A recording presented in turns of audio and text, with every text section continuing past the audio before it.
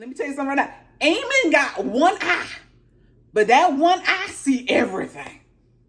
That one eye sees everything. You hear me?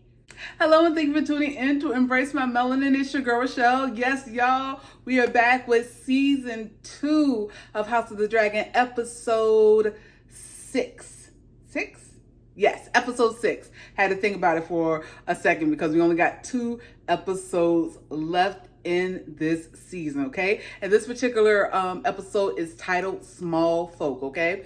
Couple of quick hot takes, as you know how I do. Let's get into it. First and foremost, okay, they showed Rhaena in the veil, okay? And I don't know if I mentioned it in my last review, but Rhaena is in the veil with Rhaenyra's youngest 3 boys, Joffrey, Viserys, and Aegon, right? And Lady Aaron was complaining about how the dragons that were that came into the veil with Rhaena were too small. She was like, they're still wet from their eggs. Like, what are you talking about? These are not going to protect us from anything, right? But coming to find out, in this episode, Rhaena's out walking with little Joffrey, and like she's kind of venting a little bit to this little kid, and she's like, well, we gotta all do our parts or whatever. And then they stumble upon this patch of burnt grass area with the bones of sheep or goats. I believe it was sheep's, okay? So she goes back into the castle and she's watching over the boys, and Lady Aaron comes on in and she's like, hold on, you lied to me. There is a dragon here in the Vale. And Lady Aaron was like, oh, well, it's a riderless dragon. It's a wild dragon. Now, I could be wrong. But I think I saw, I know I saw a video of just the dragons that were supposed to be shown in this season. And I believe one of the wild dragons that does not have a rider, I believe that dragon is called Sheep Stealer. I think I could be totally wrong on that one, but I believe that's the dragon that they have in the veil that's killing all of these sheep because they walked up on the bones and the remains of sheep. So there you go, okay? That's one hot take. There is a dragon in the veil. So what's she complaining about, saying like, oh, these little dragons, heifer, there's a dragon there. You just want something controlled by man. Well, we know that ain't possible. Vagar. Okay, next up we have Alan and Adam. Okay, now these are side babies of Corlys, Big Daddy Corlys, right? Okay, so at this particular point, Corlys comes up and he tells Alan, he's like, oh, the ship looks like it's ready. It'll be ready to go in the next few days. And he basically tells Adam, he's like, well, I want you to be my first mate. Come on out with me or whatever. And Alan is like, nah, like, I'm good where I am. I don't need to go out with you. And he's like, that's like a lot of responsibility. And Corlys was like, well, like, I was younger than you when I first went out on my first sail or whatever. So like, just come out with me. And Alan's like, is this a request or is this a demand? And Corlys's response is, I'll see you first thing in the tomorrow morning. Okay, so be ready. So in other words, this is not a request. This is a demand. You are going to come out to be with me and be my first mate, basically. Okay. Now, while this encounter is happening, Adam is sitting off to the side, and Corlys doesn't even acknowledge him. Pretty much, he just walks past him, right? So a little later on, of course, you see Alan and Adam, and they're talking or whatever. And Adam is like, yo, you should take this responsibility. You should go out to sea with Corlys and secure like whatever you can, like, like the acknowledgement you'll get, the riches you get, the adventure or whatever. And Alan is like, listen, I'm not going to hope for something that will never be, okay? He was like, the sea snake will, as soon as like have high tide wash into the sea before he acknowledges us as his sons. Like, he's not going to do that. And he's like, stop wishing for something that'll never be. Like, don't wait for something that'll never happen. But then later on, yeah. Later on, what? Sea Smoke, the dragon that used to belong to Lenore. Sea Smoke said, I'm going to chase you down and you're going to be my rider. You're going to be my dragon rider, okay? Let go. You got that Valerian blood. You know, your daddy salt and sea. However, you got that Valerian blood in you. Come on, jump on. He rolled that boy down. But I digress, okay? Okay, and last but not least for a small take, but it's going to be kind of a big small take, okay? We got what the title of the episode is named after. Let's talk about the small folk in King's Landing, okay? Now, last episode, we saw Rhaenyra's maid go into the city, sneak into the city, and she met up with, I believe the girl's name is Diana, the one that got SA'd by Aegon and got Plan BT from Alicent, season 1, right? I think that had to have been like episode 7 or 8, right? So the maid sneaks in and she gets with Diana and she's like, well, you know, we're going to spread the word, whatever, not.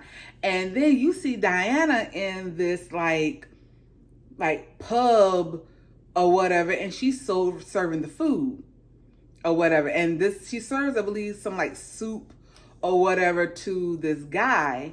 And I believe this is the same guy that was boasting that he's half brothers to Daemon and Viserys. Now, okay, fine.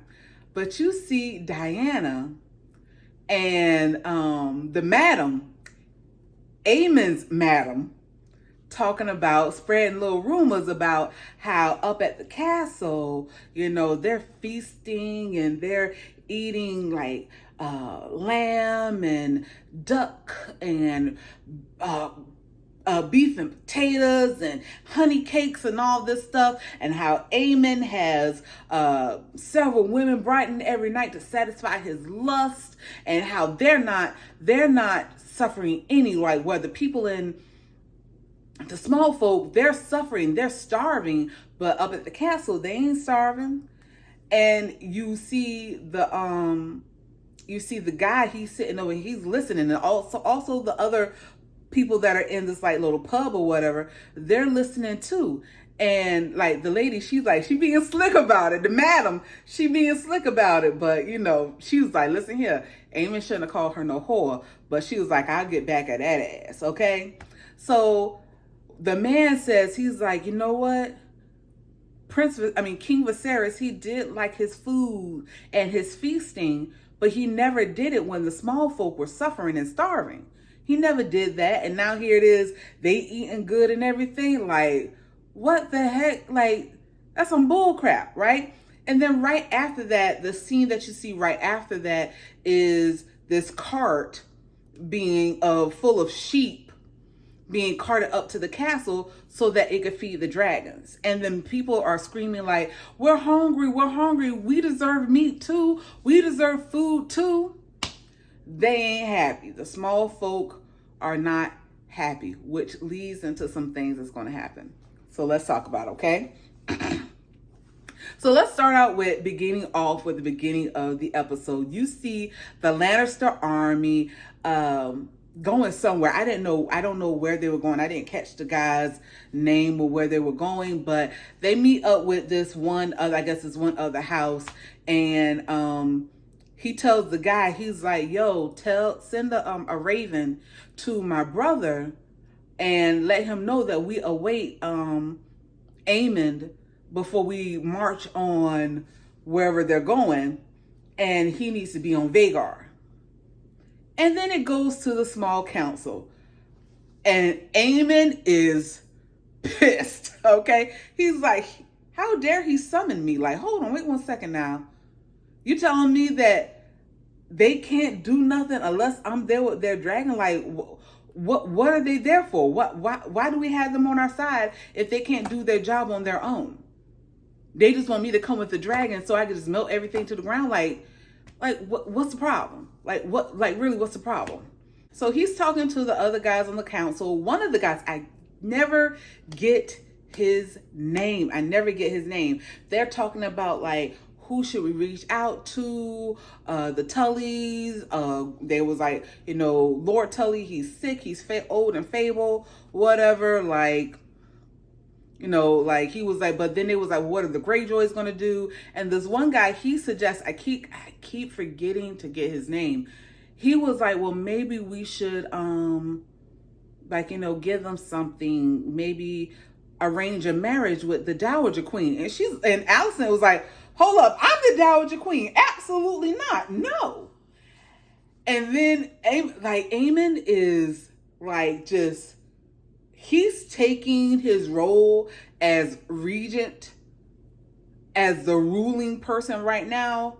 He's taking it like, listen, we got to do this. We got to do this or whatever. And he was like, well, and they was like, what about the blockade? Like, the people are starving or whatever. He was like, well, how about we make a treaty with the Triarchy?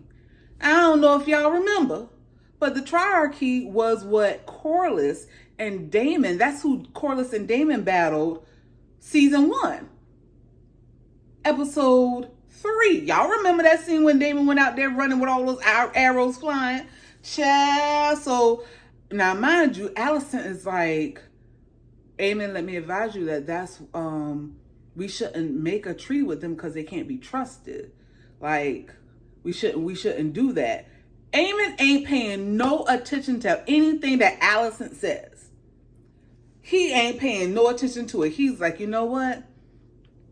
He's just giving orders left and right, letting Sir Crispin chicks know, like, we should do this and we should do that or whatever. And he being real smooth with it.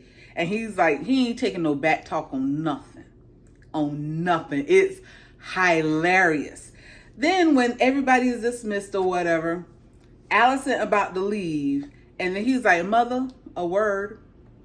She goes back on in and Aemon basically says, why are you here? Why are you on the council? And she's like, I've been on the council for years. Like, I've been on the council. I was the person that led the country when your father was sick. And he was like, yeah, well, my father was here. Yeah, but my father isn't here anymore. So I just want to know why you're on this council. You're no longer needed. And she's like, what? And she's like, basically like, has your vengeance not, like, are you still suffering from your ego slash because of the loss of your eye? Like, what are you doing? And he's like, we owe you a debt to the realm. You did your duty to the realm when it was needed. It's no longer needed. Thank you. And he gets up and he leaves. And you can see that she is trying to hold her composure. She is trying her best to hold on to the fact that she has now been dismissed by her second son, and her oldest son might not live because they still don't know the status of Aegon. Baby, Allison is fit to be tied. Allison, you have officially been dismissed, okay? You bring nothing to the table. Nothing. You can't even advise your child. And you're telling him he's being impulsive and all this other stuff. And he's like, you can't manipulate me.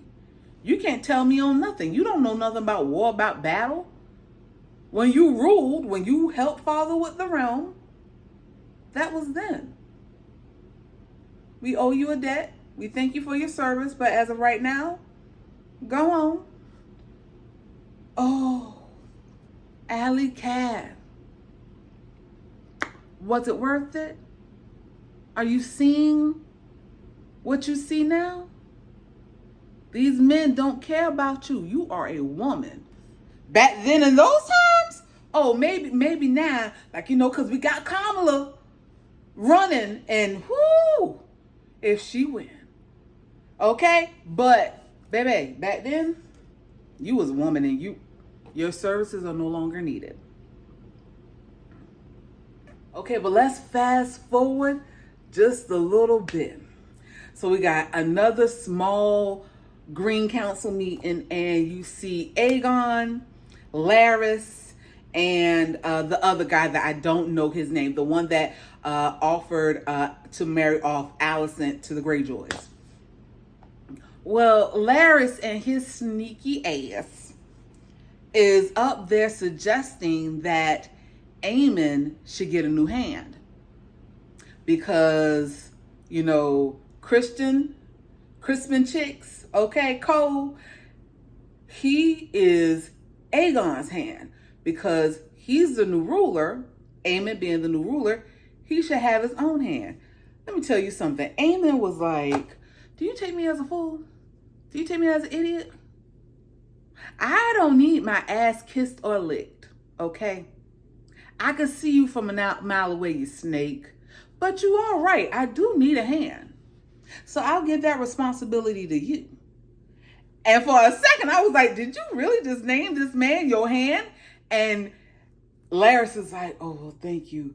I really appreciate the opportunity. He was not you toad. Aemon called the man a toad. And he was like, no, not you. I want you to go and fetch the hand that I want. Bring me Otto Hightower. He said, unlike you, his loyalty to his family has never been questioned. Ooh. Ooh, ooh. Ooh. Aemon. Ooh. Aemon, this is what I like Aemon. Aemon ain't afraid to let you know, I don't like you, I don't trust you, and I should kill you. However, before I do, go fetch me my grandfather. He has never been questioned where his loyalty stands about his family. He is for him and his family. Period.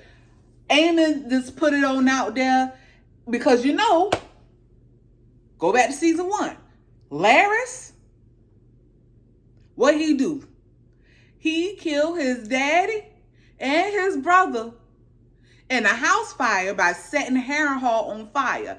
And this season, what we see a castle still destroyed, but he still got his family living up there in ruins because he controls the purse strings to having that castle refurbished and brought back to rights. He don't care about his family. He cares about himself. Now, I will say a lot of things about Otto Hightower. I don't like Otto. Okay? The man that plays him, I forgot his last name, but the man that plays him, phenomenal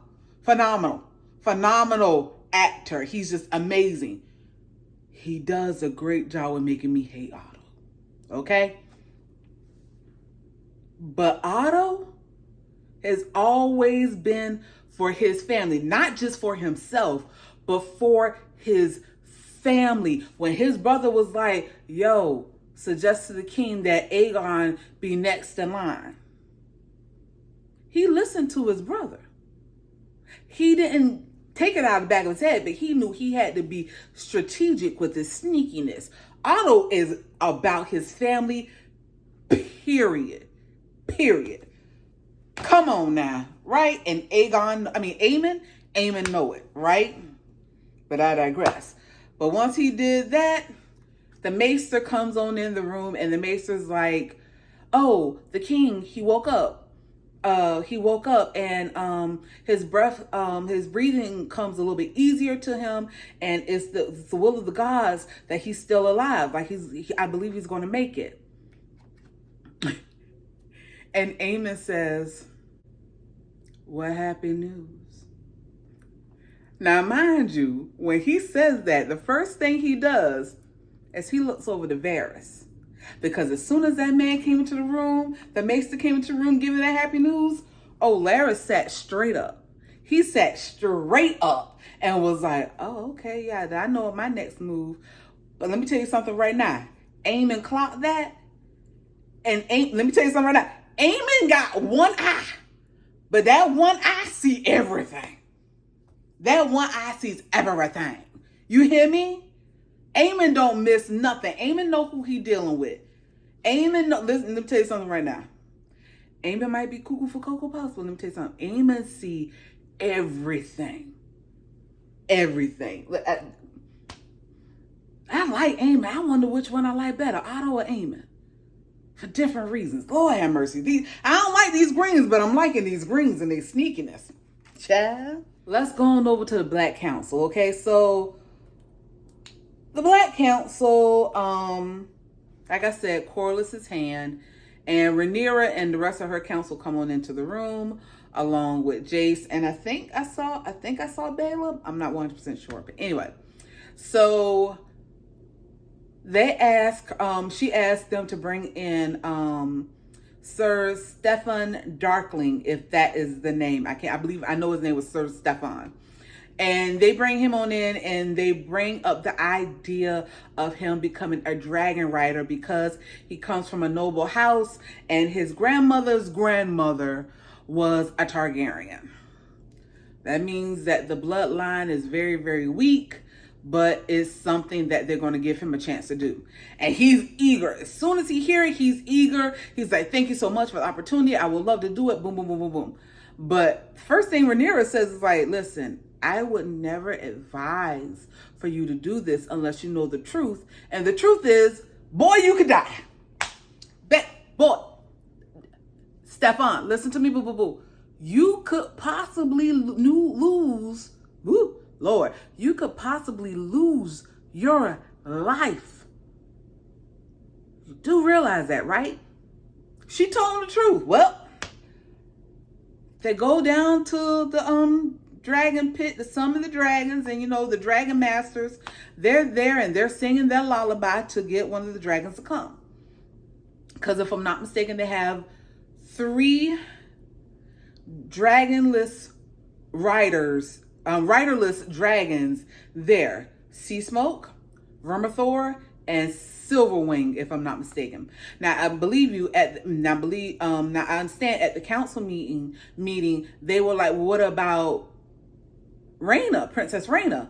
And Corlys was like, no, she can't. The last time she attempted to claim a dragon, she almost lost her life.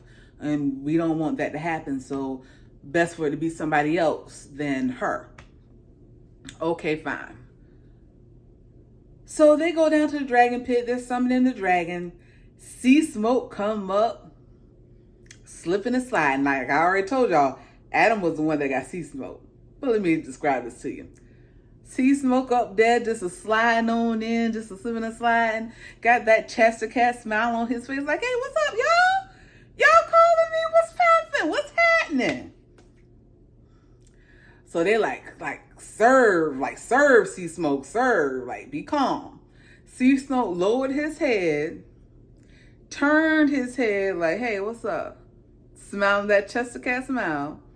And just when Stefan says, I've done it. You ain't even touching the dragon. What you think you done did? What did you do, sir? Not a damn thing, because guess what? Sea Smoke got back on up and blew Dracarys on y'all without even being asked to Dracarys. He said, if you think you gonna ride me, Mr. Weak down, watered down Valerian blood, no, motherfucker. No, it ain't gonna happen. You ain't riding me today. No. But unfortunately, Sea Smoke also Dracarys on one of the Dragon Masters, but the Dragon Master was ready because he took a knife and he him own self and just be unalive.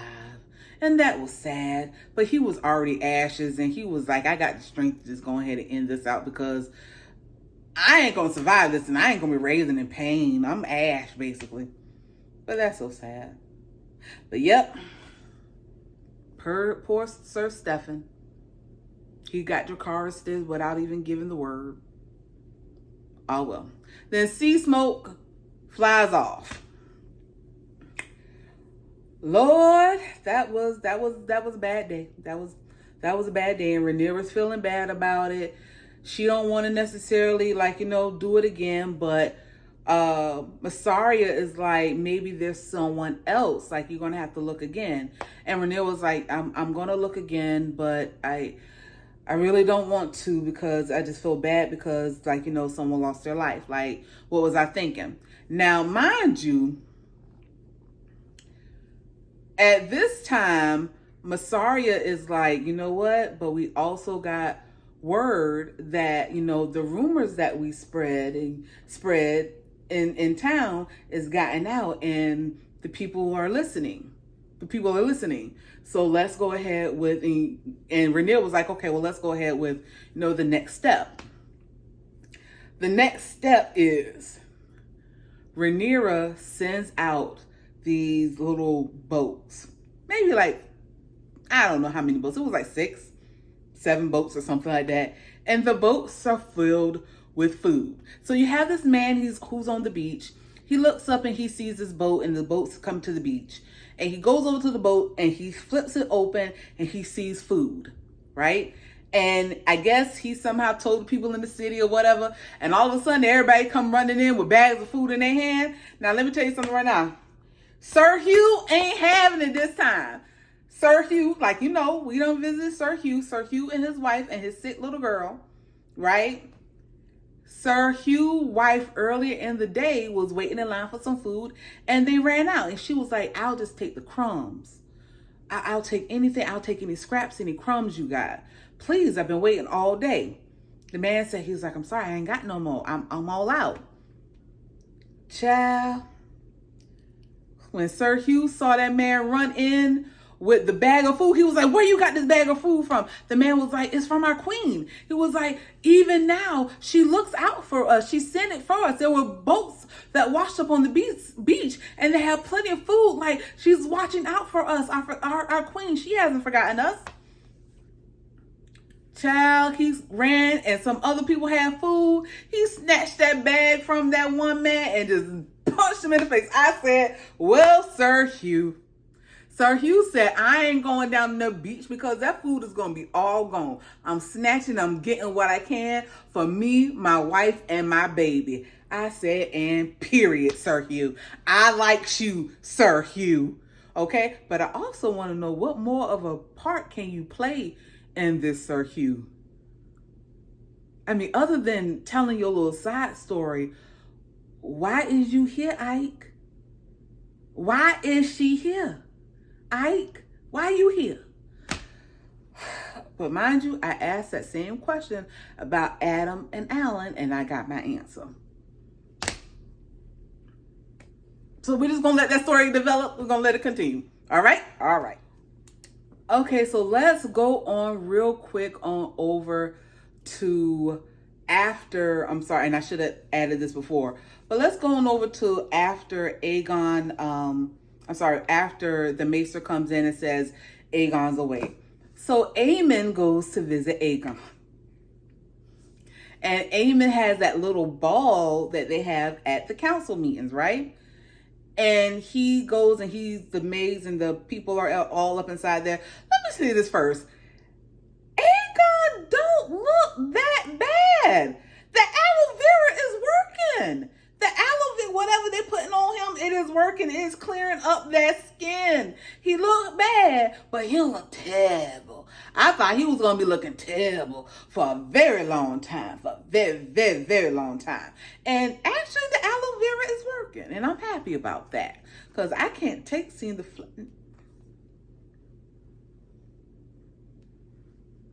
So Aemon goes and see Aegon.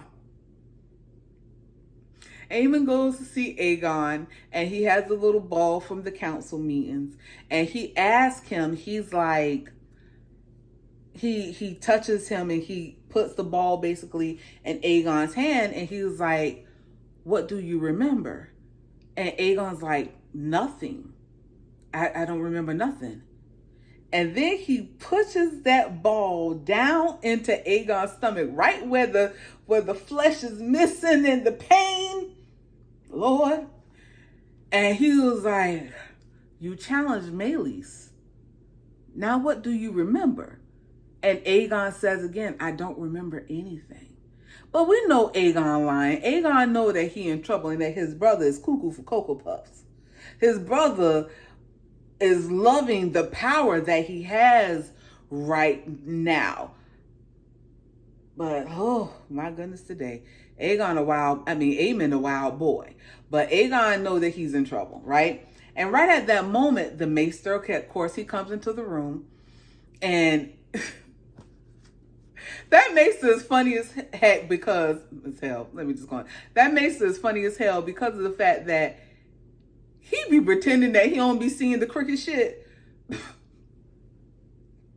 be seeing it. He be like, listen here, my name Bennett. I ain't in it. That's between y'all. I ain't got nothing to do with that. I'm the Maester. I heal people when they sick. I concoct the Plan B teas and give them over to the people that requested the Plan Bs. Outside of that ain't my problem. That ain't none of that my problem. Like, that's between y'all. Y'all the family. That's between y'all. That makes this hilarious. So Aemon leaves, and he was like, it looks like my brother has a long recovery ahead of him. Please make sure that he stays comfortable. And the Grand Maester's like, yes, my prince. And then Aemon leaves out. Hilarious. Aemon basically gave the word that says, make sure he stay high as a kite and make sure he don't get in my way. He recovering, but he got a long way to go. Gone. Okay. But then a little later on, you got Larys sitting in the room with Aegon.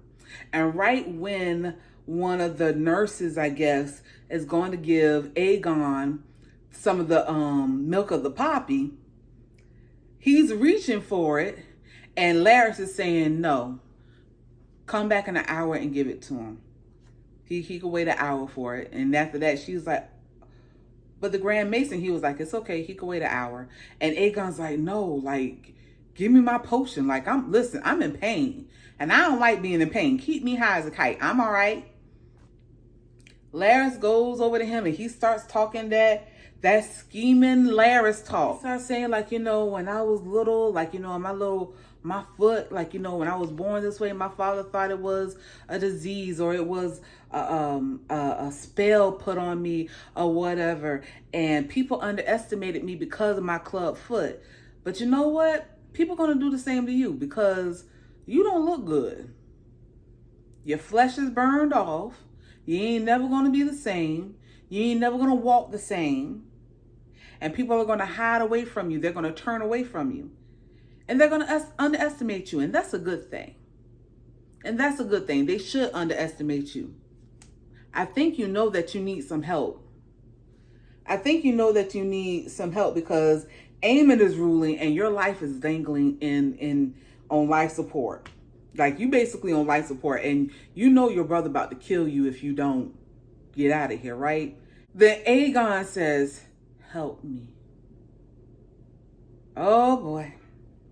Now, they didn't show nothing else after that. What Larys gonna do? I don't know.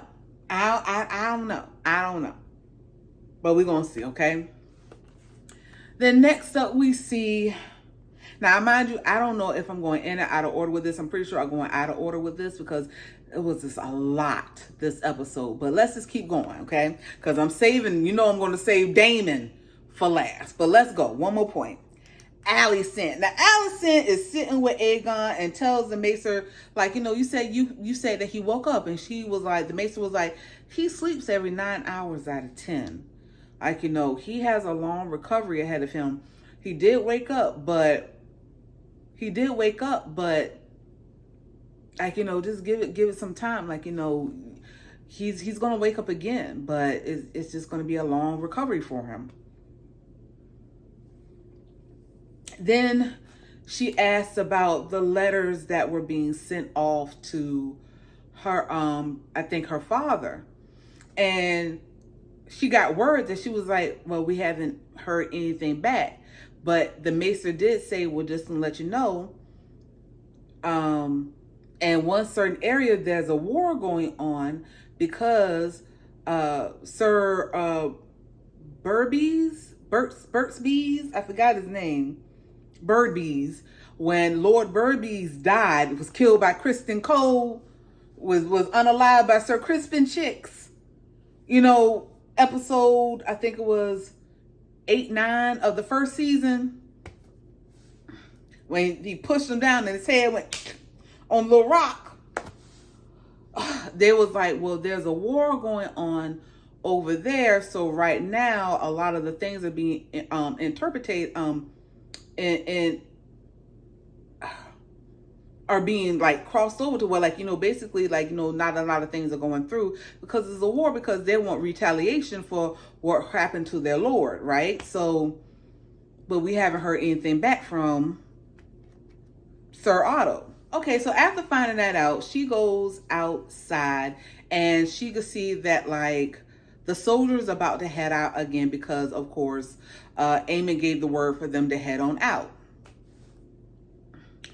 And you could tell she wants to go on over to Sir Crispin Chicks, her boo thing, right? She says she wants to go on over to, she looks like she wants to go over to him, but she sees her brother. So she stops over and she talks to her brother, and she was like, hey. And he was like, yeah, like, we're about to head on out. And she was like, okay. She was like, well, have you heard from our father? And he was like, no, I haven't heard from him. Like, you know, you would hear from him before I would because, you know, you were his favorite. And she was like, things probably would have been better if you had come to King's Landing instead of me. But, you know, you were just 8 years old when mother passed away. And he was like, yeah, like, but whatever. And she was like, tell me, how's my son, Daron? These names, Daron, child. She got a son named Daron. I gotta talk to George R.R. That's all I gotta say about that with these names. Amon, Aegon, Daron. Like, okay. Raina. I digress. But anyway, so she asked him, like, you know, how's my son, Daron, how's my youngest? And he was like, you haven't heard from him? And she was like, less and less these days. And he was like, well, you know, he's a good kid. You know, he's kind, he's nice, he plays the lute, and he yields his sword with the same skill. And, you know, he's only 16 now. No, he said he's 10 and 6 now. So, like, you know, all the young girls are after him because, you know, he's a nice young man. He's very, very kind. And she was like, I wish I could have known him, like, really, really have gotten to know him, because, you know, to know that he's kind when I don't see that coming from his brothers now, like, it feels just different or whatever. Now, of course, when Daron was, when he was really, really young, he was sent off to live with the Hightowers to be something for the kingdom. It's like, you know, we got one of our own living with his family, but he's also part of the Targaryen family. He's part of the crown. He needs to be over there in Old Town, right? Or whatever, okay? And then her brother, he goes off or whatever. He rides on out. And then she looks over to Sir Crispin Chicks, okay? And he's just looking at her, and then she gives him a little bit of a nod, and he gives it on back. And I'm like, y'all trying to be subtle. Listen here, Alley Cat, you done plan BT'd that man, baby, okay? He been against you, for you, eating your sour box, because, you know, they didn't take baths back then like that, and all that jazz. And now here it is, y'all still making googly eyes at each other. Pick and choose, Alley Cat. Pick and choose. But I digress. So next up, you have Allison, and she goes to Helena, and she was like, I was thinking that you would come to me so that we could light a candle at the sept, or the church, temple, right? Whatever. So they go and there or whatever, and there's something going on in town to where I think this is when they got the food Rhaenyra had sent the food and the people were like fighting over the food and everything. Well, at this point, the guards are like, Your Majesty's like, Your Grace, we gotta leave, we gotta go. And they go out and basically like they're like racing to get to like their carriage so they could go off. And they're throwing food. The small folk are throwing food at Alicent and Helena. And they're like, oh, the Queen of Fishes and long live Rhaenyra, Queen Rhaenyra. Like Rhaenyra has done a good job taking advice from Mysaria and having those people turned away from Aegon and the Greens. I mean, I said Aegon. It's Aegon, Aemon, and the Greens. She's done a good job. She's thinking about the small folk because whatever cachet the Greens had with the small folk, it's all gone. It is all gone. They had the sympathy of, you lost your baby and it was wrong that they killed your baby. However, you starving us. So sorry about your baby, but however, karma, we don't want to die. Okay? So the people are throwing food at them or whatever not and all this stuff. And one knight actually cuts off the hand of somebody that got a hold of Alicent or Helena. And Alicent was like, cease your swords. Like, stop it. Like, don't hurt anyone. And they're still running towards the carriage. And now the guards are being beat up by the small folks. And it's like, it's bad. But now they get off and they get away. And it's like they barely got away. Helena is scared. And Alicent somehow got a cut on her arm. And Alley Cat, this is the reason why you should not be ruling anything. How is it that in the small council meeting that y'all had, they mentioned that the small folk, Larys mentioned that the small folk are starving.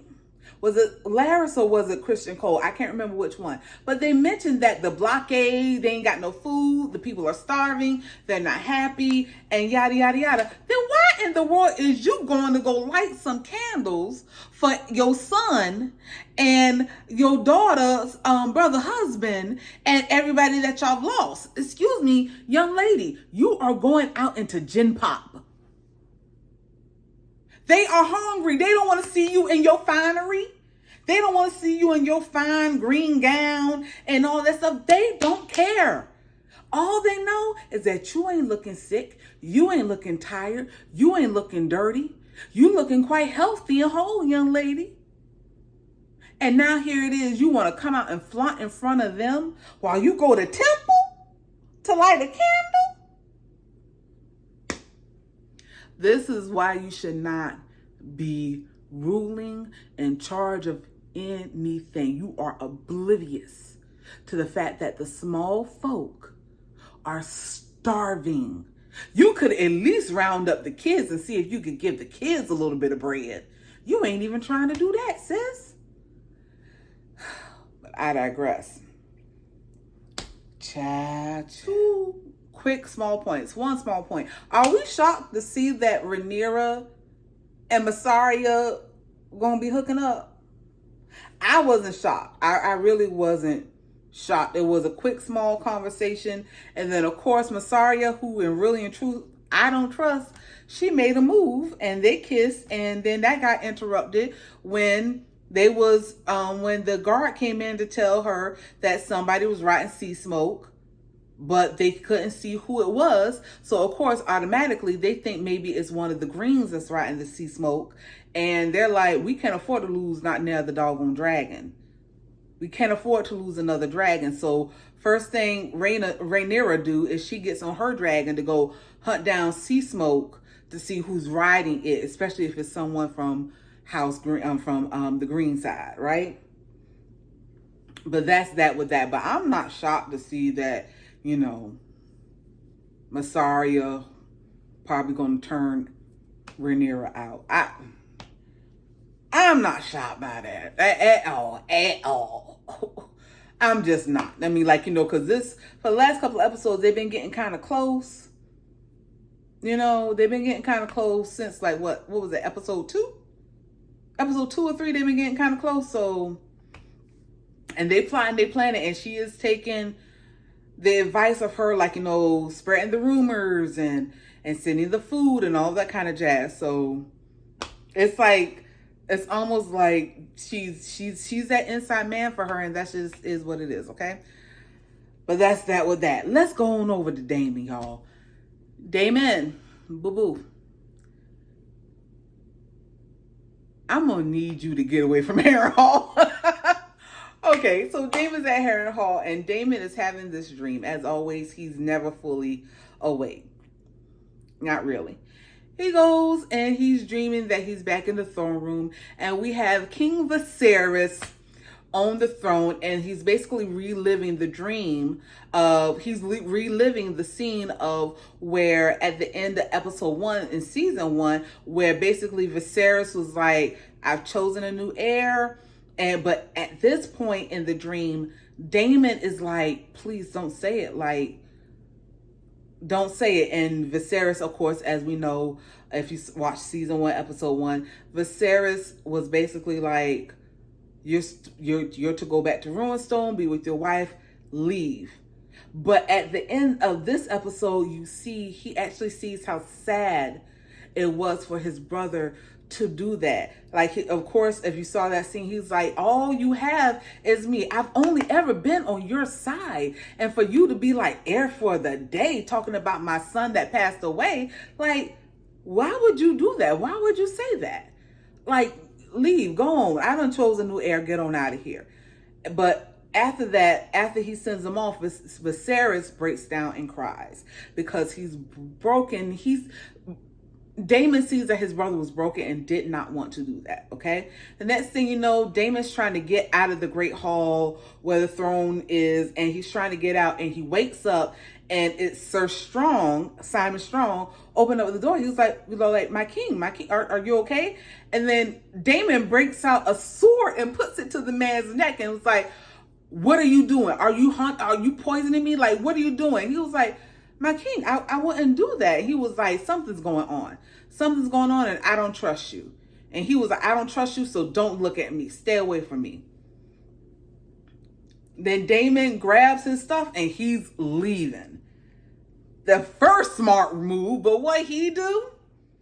He run into that damn Alice Rivers. And she's like, oh, you're not going to say goodbye to me? No, ho, he ain't going to say goodbye to you. Because you done told this fool that he was going to die there. Why should he stay? He needs to go back to his wife and beg for her forgiveness. And he needs to drink a lot of water so that he can get whatever drugs or whatever poison or whatever you done to him, get on out of the system. But that's just me and my 2024 mind thinking. So he's leaving. Let me tell you something right now. Aemon was hauling butt to the point where he didn't even have his armor. He just had a little satchel bag, and he's like, I'm getting out of here. There's something wrong. Something poisoning me in the food or in the wine. I gotta go. And Alice was like, it's the curse of Harren Hall. Like, and they were like, ain't no curse. It's no curse. And Alice like, this is what, and Alice is like, this girl, whoo. Now this one, I will say this, Alice got down on this one. Alice was like, well, this is what you do. Don't like a wife, get a new one. It's like, this is what you do. You run. You ran from Dragonstone, the Stepstones, Harren Hall. Like, this is what you do. You ran from your wife, from all of them. Like, this is what you do. This is in your nature. This is nothing new. She was like, you're a piece on the chessboard. You're a piece on the board. You're not a player. And she was like, neither am I. She was like, there are things in this world that are older than you and me. There are things that are older than the memories of time and what goes on. Just want to let you know, like, listen. And then Damon says she never wanted it, Rhaenyra, she never wanted the crown. And Alice was like, well, maybe that's why it was perfect for her to have it, because she didn't want it. She was like, if you remember, Viserys didn't want it either. It was something that came to him, and he did the best that he could. It's not, they said they saw the crown for what it was. It's not a prize, it's a burden to bear. And basically, that's what it's been. That's what it was for Viserys. He did the best he could. And that's basically what it is for Rhaenyra. She is having the weight of this burden that's been put upon her because her father gave her this title to be queen, but now here it is. People want to snatch it from her because she's a woman. And it's just a burden to her. She has not had a bit of peace since her father passed. And now here it is. She's fighting to get it back from both of her brothers and her uncle husband. It's a burden. It is not a prize. It is a burden. And they see it for what it is. That's why they got it. They didn't want it. They did not want the crown. Okay? So, he asked for advice. Damon asked for advice from Alice, and he was like, so what should I do about like the Riverlands and the Rivermen, and what should I do about them? And she was like, Daemon Targaryen asking for advice? And he was like, I'm asking for counsel. And she stops for a second. She was like, well, House Tully isn't the richest or the largest house, but their house is the most it's the most stable. Like basically, like their bannermen fight for them because they fight for their liege lords. They'll fight each other, but as long as their liege lords, if their liege lords would say, hey, yo, cut that shit, they're gonna stop it, right? But what she did was she was like, you know what? She was like, give it 3 days time.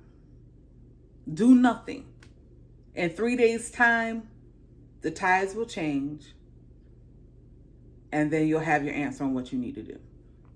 So then you go a little further on, and Daemon is having another dream. And this time is with Viserys again. And we have Queen Emma, the one that we lost the very first episode, season 1. Queen Emma, she's laying down on the slab or whatever. And Viserys is choked up and crying because, of course, he just lost his son and his wife. And it was basically because of his decision, right? So, and he's basically, he's leaning on his brother, and he's hugging Viserys, and he's like, I'm sorry, like, I'm here for you. Like, I'm not going anywhere. I'm here for you. It's going to be okay. It's going to be all right.